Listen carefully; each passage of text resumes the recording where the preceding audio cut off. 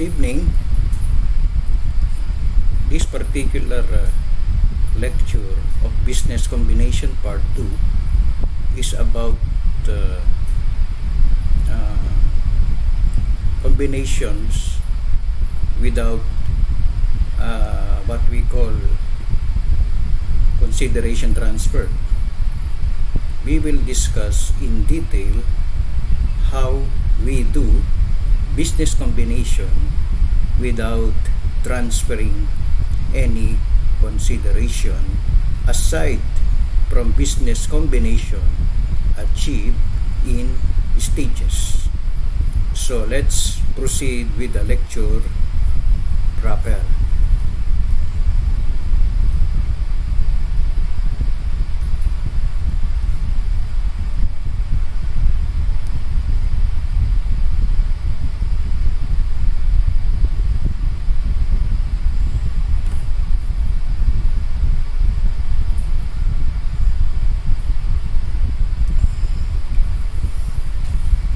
So this is just a continuation of our lecture last time about the business combination achieved in stages, but this particular lecture will likewise focus on business combinations achieved without any consideration transferred.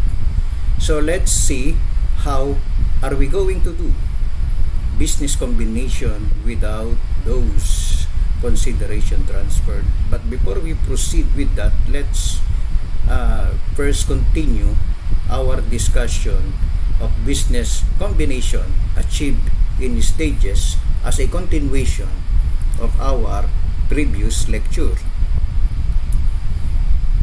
So let's proceed to our illustrative problem number 3, Amelia and Sutra Company. This is in accordance with Philippine Accounting Standards number 28. So let's read the problem. On January 1, 2021, Amelia Company acquired 30% ownership interest in Sutra Company for 100,000 pesos. Because the investment gave Amelia significant influence over Sutra, the investment was accounted for under the equity method in accordance with PAS number 28, that is investment in associates and joint ventures. So let me explain how Amelia has a significant influence over Sutra. The ownership of Amelia is only 30%. That means Amelia is not yet a majority shareholder. How come Amelia has significant influence over Sutra? Because according to the standard, if you have an ownership interest of more than 20% up to 50%, you have a significant influence. Because in accordance with the industry practice, when you reach an ownership of above 20%, there is a big probability or big possibility that you will be elected as one of the members of the board. That is why in this case, Amelia, who has 30% ownership interest, has significant influence over Sutra Company. So the investment was accounted for under the equity method. We will discuss later what do we mean by equity method. So our investment in Sutra, we are Amelia, our investment in Sutra will be adjusted in accordance with the equity method. So let's continue.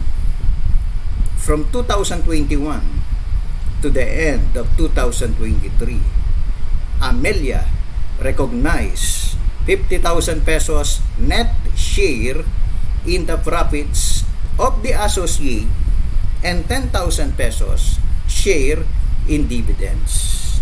So this last sentence is very important as far as equity method of measuring the value of investment is concerned, because we will use 50,000 net share in the profits and the 10,000 share in dividends in computing the carrying value of our investment to Sutra using the equity method, and that will be shown in our solution to the problem. Let's continue. On January 1, 2024, Amelia acquired 60% ownership interest in Sutra for 800,000. So, this is now the business combination achieved in stages. Because the previous investment of Amelia to Sutra is 30%. So now Amelia has an additional 60% ownership interest in Sutra, and Amelia invested 800,000 for that 60% ownership over Sutra. As of this date, Amelia has identified the following. Letter A, the previously held 30% interest has a fair value of 180,000 pesos. We are referring to the first investment of Amelia to Sutra. So this is now the latest fair value of the 30% investment of Amelia to Sutra. Letter B, Sutra's net identifiable assets have a fair value of 1 million pesos. Sutra is the acquiree. So Amelia is acquiring Sutra. And the identifiable assets of Sutra, the acquiree, is 1 million pesos. Letter C, Amelia elected to measure non-controlling interest at the non-controlling interest proportionate share of Sutra's identifiable net assets. Meaning, our measurement of non-controlling interest will be based on the identifiable net assets of Sutra. So here are the requirements. We have 3 requirements. Number 1, what is the carrying amount of the investment in associate account at the end of 2023? We will now use the equity method under requirement number 1. Number 2, compute for the goodwill as a result of business combination. And number 3, what are the pertinent journal entries in relation to this business combination? So we can do the journal entries if we have computed the carrying amount of the investment in associate account and the goodwill as a result of this business combination. So let's proceed with the solution of this illustrative problem number 3. The first question is, what is the carrying amount of the investment in associate account at the end of 2023? So the original amount of investment in associate is 2021, 100,000 pesos. But let me explain, what do you mean by associate? How can you distinguish associate from subsidiary? Associate means Amelia and Sutra has the same level during that time.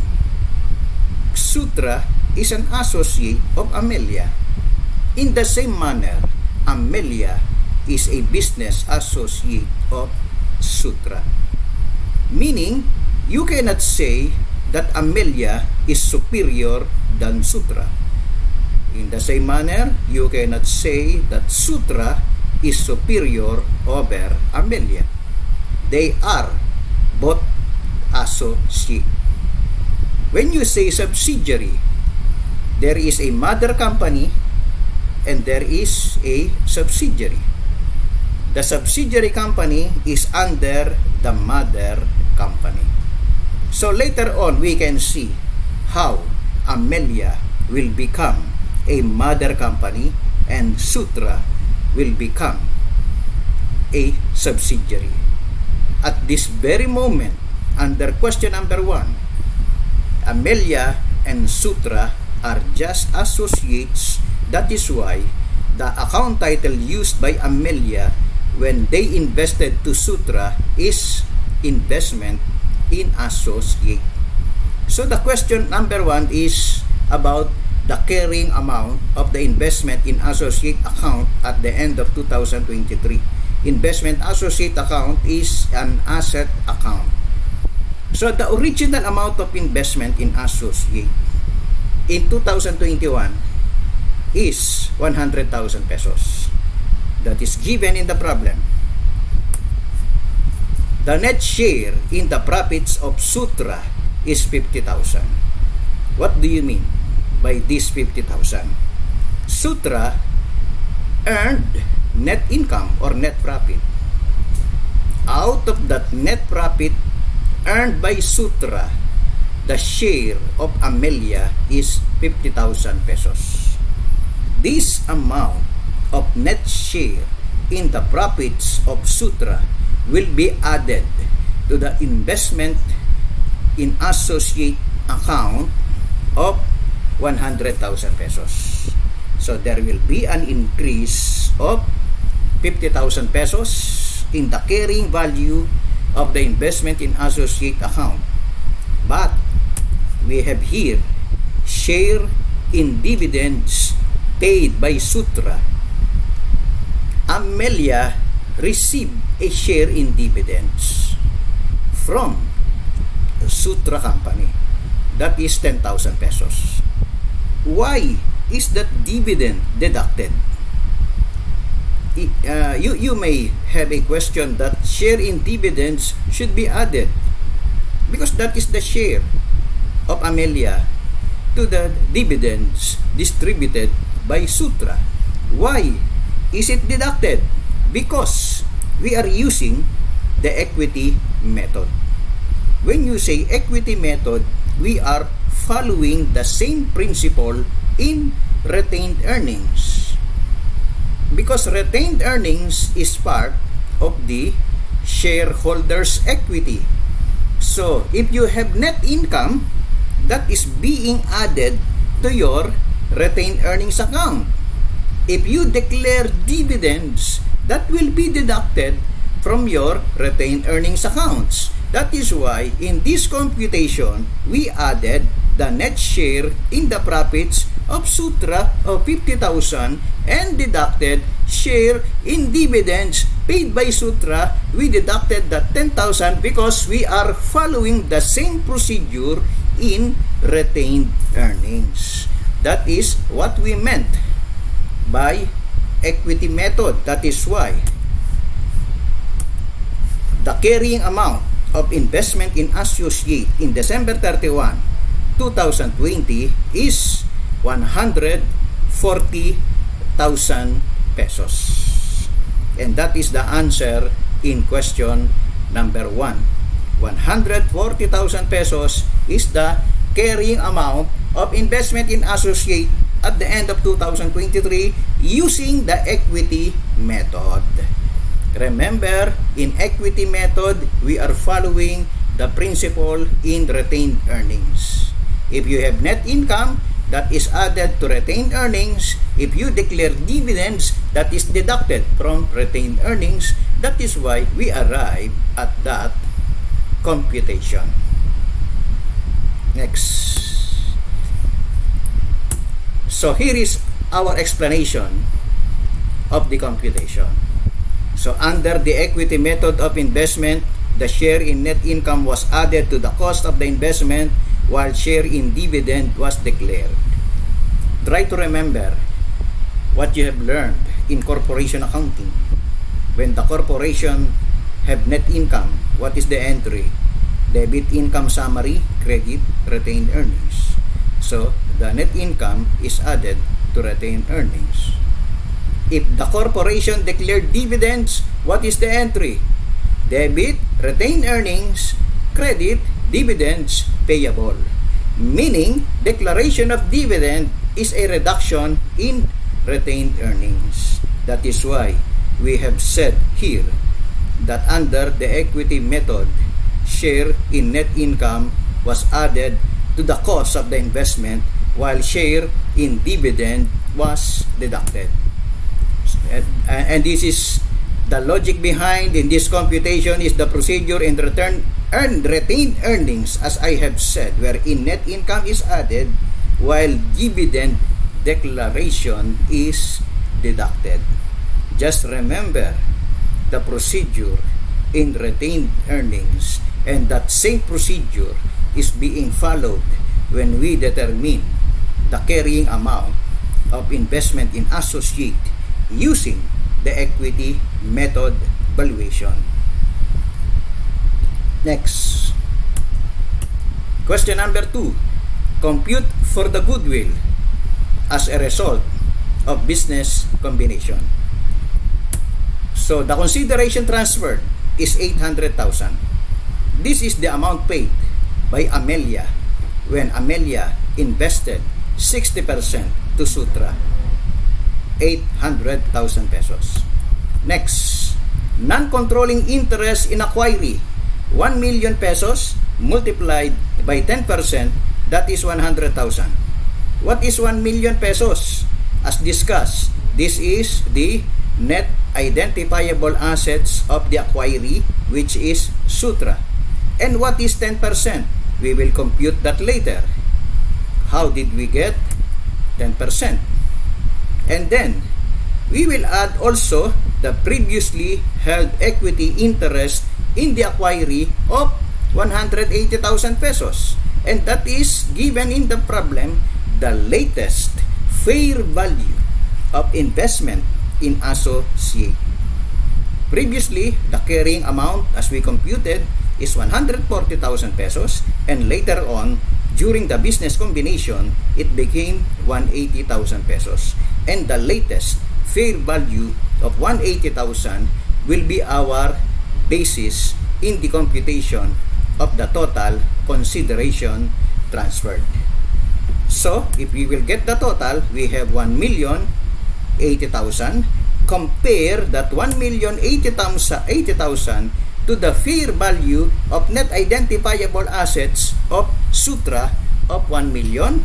The difference is goodwill of 80,000 pesos because the total consideration transferred is greater than the fair value of net identifiable assets. If the fair value of net identifiable assets is greater than the consideration transferred, that is not a goodwill. That is gain on purchase agreement. Next. So we put an identification mark here so that we can determine how we arrive at the 10% computation in the non-controlling interest in acquiring. So let's continue. So here is the computation of percentage of non-controlling interest in the acquiring. The initial acquisition of ownership on January 1, 2021 is 30%. If you will still remember, that was mentioned in the problem. The initial investment of Amelia to Sutra is 30% only.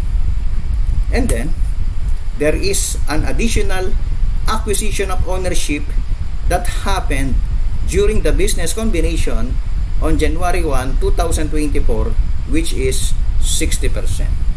So Amelia now owns 90% of Sutra. Amelia now is the mother company while Sutra is the subsidiary. Because Amelia now controls Sutra because the total ownership of Amelia is more than 50%, and that is 90%. Compare that to 100% ownership, the percentage of non-controlling interest is 10%. And that is how we arrive at the computation of non-controlling interest in the previous slide. Next. Question number 3. What are the pertinent journal entries in relation to this business combination on January 1, 2024? So the entry is debit investment in associate 180,000 minus 140,000, that is 40,000.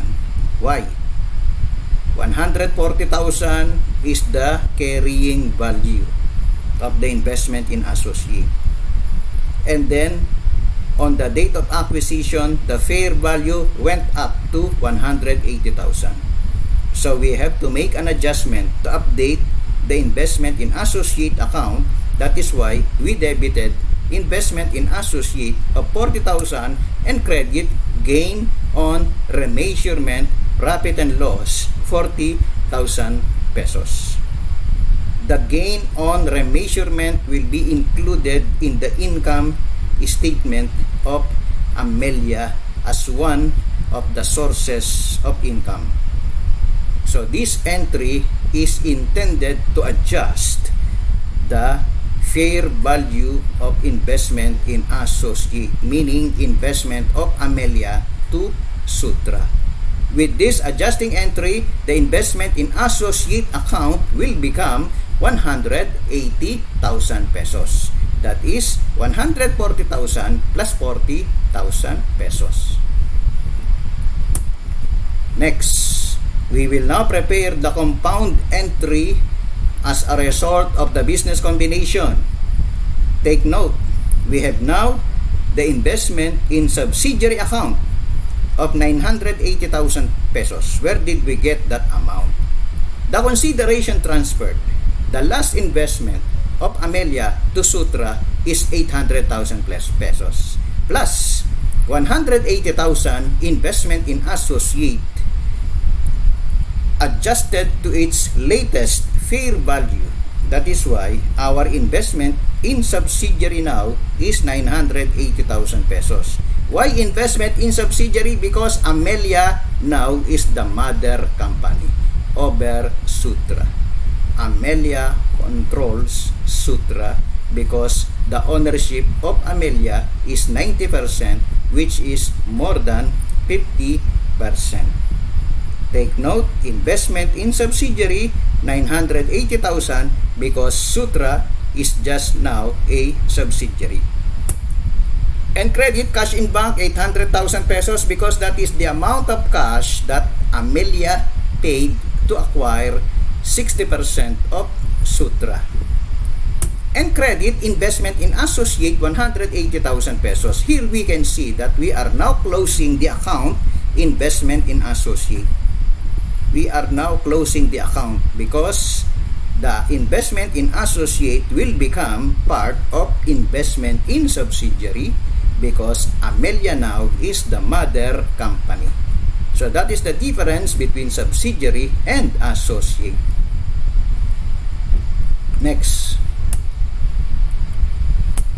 So here are the explanations of the journal entries.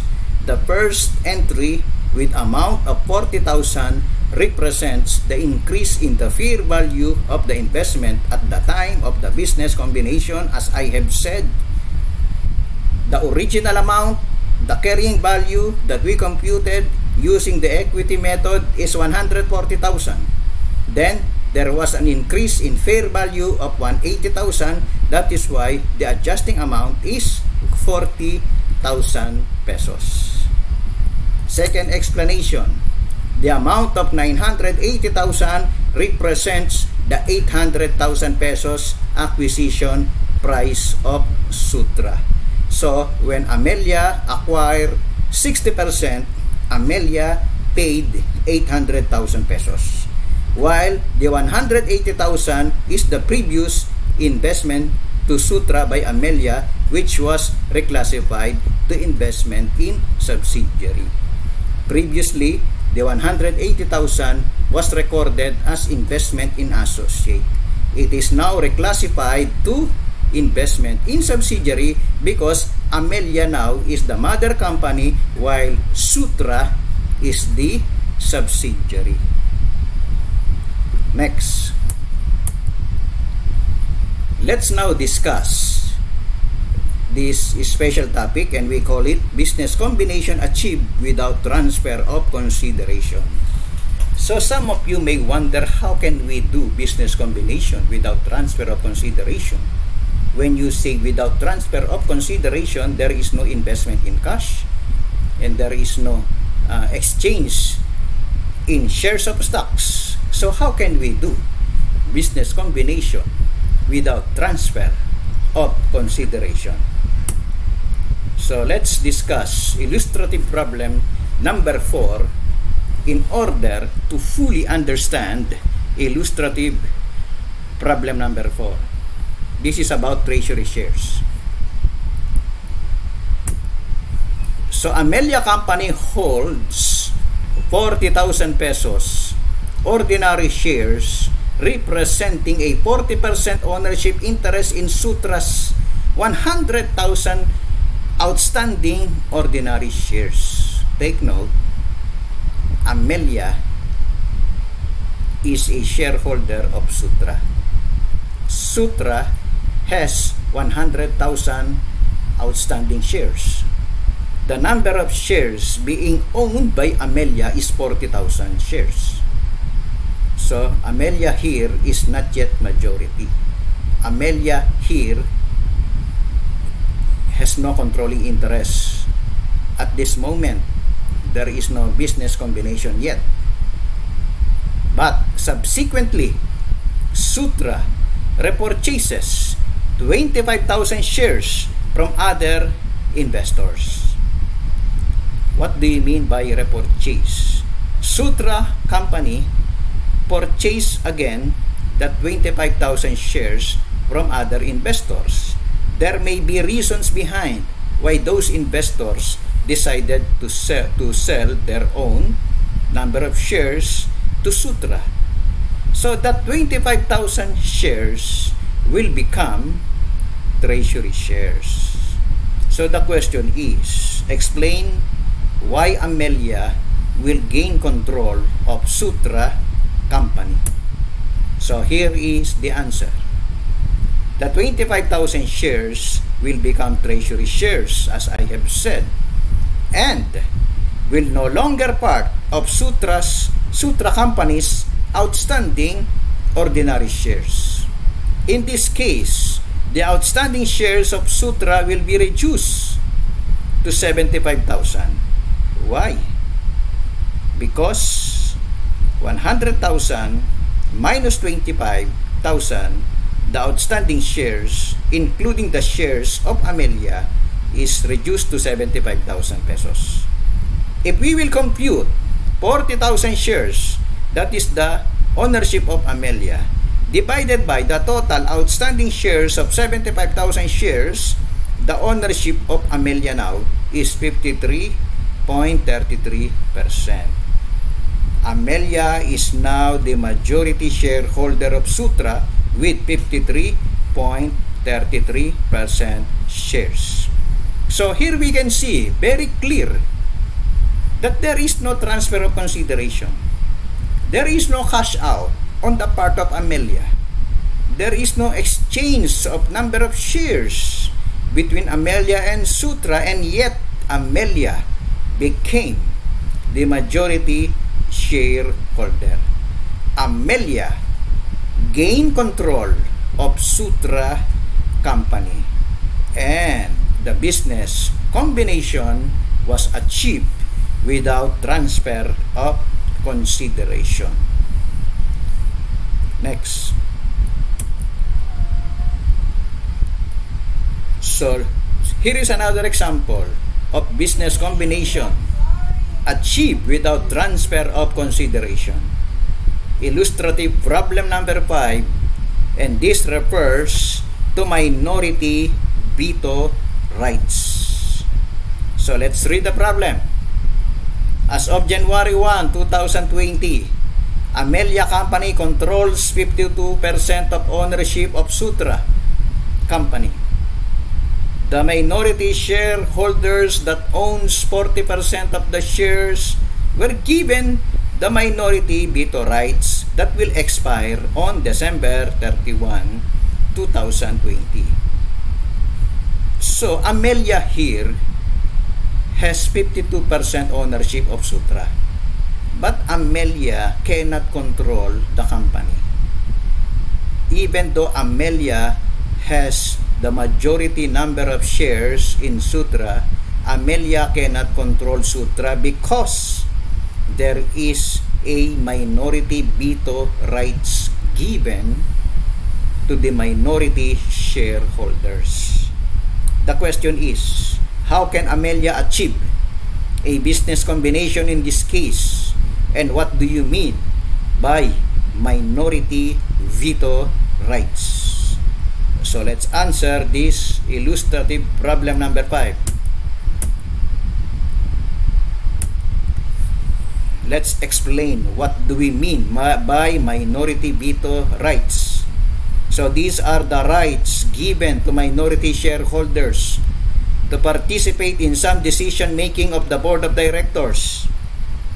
So here we can see the minority shareholders has some power and can participate in some decision making. And some of them are: question the change in ownership proportionate shares. If the board of directors decided to change ownership in the proportionate shares, meaning one shareholders will be given additional shares, the minority shareholders may question that decision because they are given veto rights. That is what we meant by veto rights. Another example, the decision to have stock split. Some corporations may decide to declare stock split to lower the market value of the shares of stocks being offered to the public. If that is the case, since the minority are given minority veto rights, they may question that decision to have that stock split, because the stock split may lower the market value of the shares of stocks being offered to the public. Next, declaration of dividends. If the corporation decided to declare dividends, the minority may question the declaration of such dividends. Or if the majority is not declaring dividends, the minority shareholders may also question the board why they are not declaring dividends. So that is what we meant by minority veto rights. So the minority veto rights prevent the majority shareholders in controlling the entity until it lapses. The good thing here is that the minority veto rights will not exist forever. There is a maturity. It may lapse depending upon the decision of the board of directors. The reason why you may question why some corporations are giving minority veto rights to the minority. There are some reasons. Maybe the minority has some political connections. The minority may influence some politicians that may do actions against the corporations. So, in that case, the minority will be given veto rights. Another example, the minority may be given veto rights because they are very influential in the business community. So those are the basic reasons why minority veto rights are being granted to some minority shareholders, which may prevent the majority shareholders in controlling the entity. And that is the topic of this particular illustrative problem number 5. So when the minority veto rights already lapse, the majority will gain control. Hence, the business combination would take place even without the transfer of consideration. Here we can see very clear that once the minority veto rights have lapsed, the majority will gain control. The business combination will be achieved.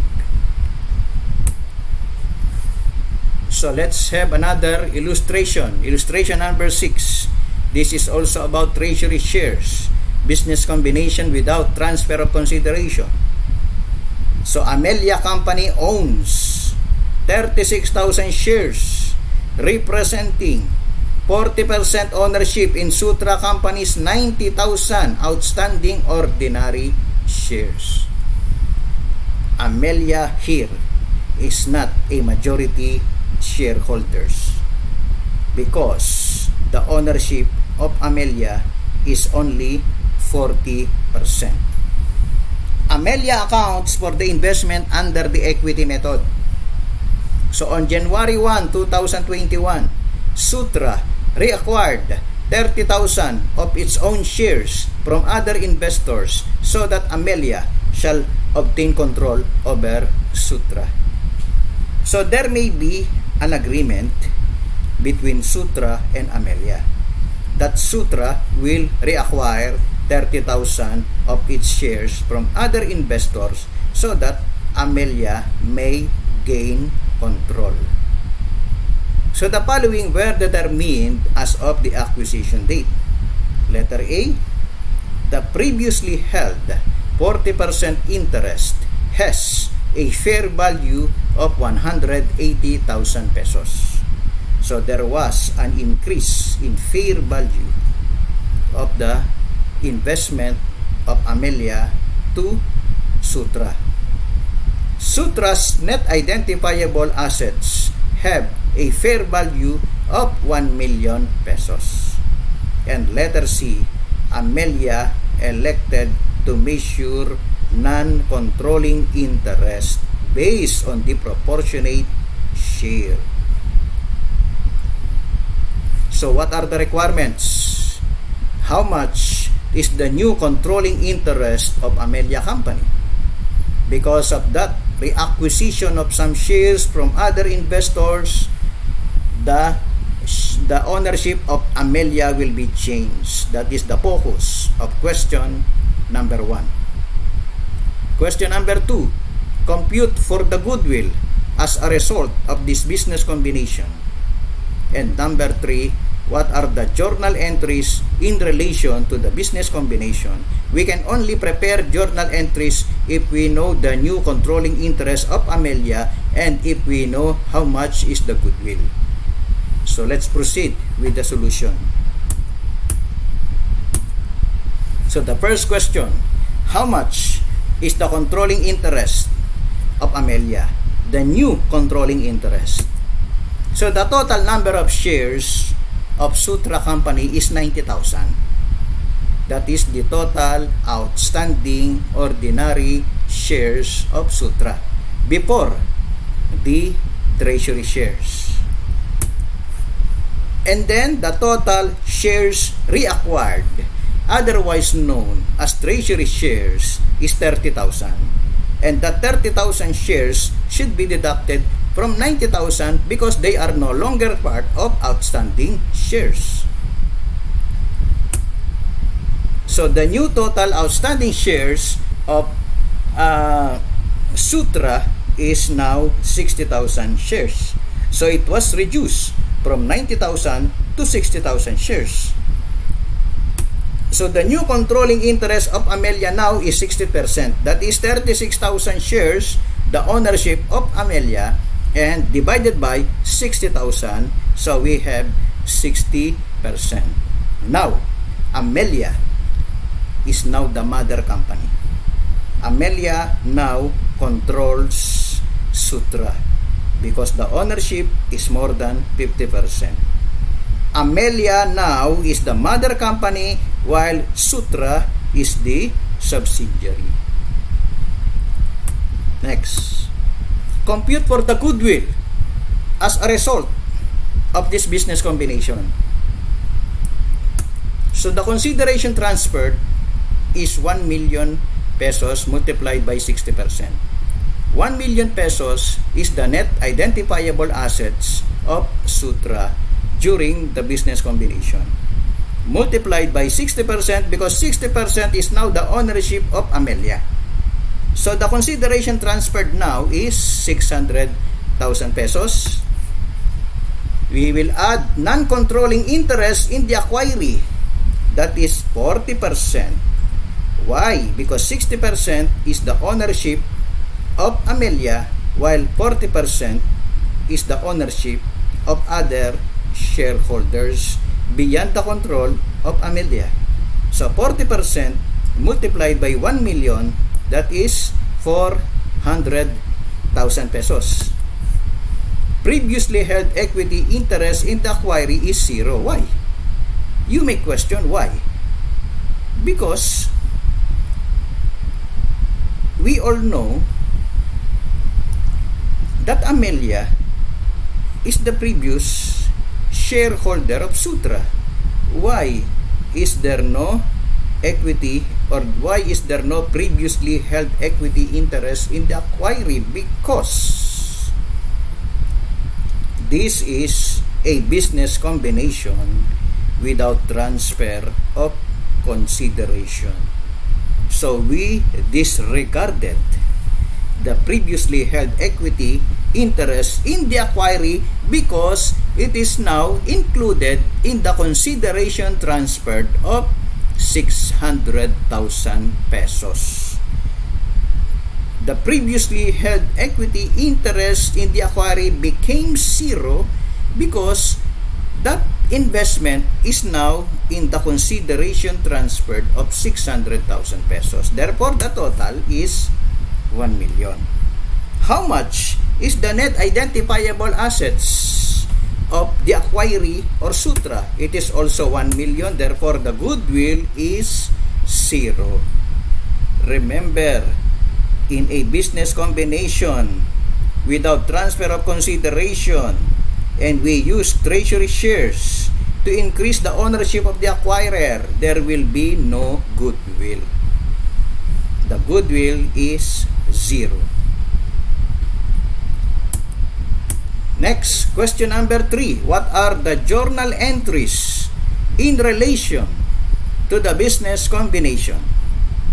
So debit, that was in January 1, 2021, debit investment in subsidiary, 600,000 pesos. As I have said, Amelia owns 60% of Sutra. Amelia became the mother company and Sutra is the subsidiary. That is why the account title is investment in subsidiary and credit investment in associate, 180,000 pesos. That 180,000 pesos is the fair value of the previous investment in Sutra by Amelia. You may notice there is a big difference. How much is the difference? That difference of 420,000 is the gain on remeasurement, 420,000 pesos. So, you can see Amelia gains control of Sutra without giving any consideration. So that ends our presentation for this session.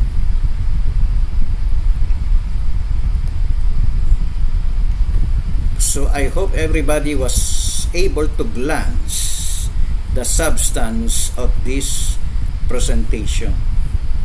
So these illustrative problems are always being discussed in the CPA review because one of the most difficult subject in the actual CPA board examination is advanced accounting, advanced financial accounting and reporting. And business combination is part of that subject. So my advice to everybody is to study carefully everything about business combination. So that ends my presentation. We'll see you again in our next online lecture, and good evening.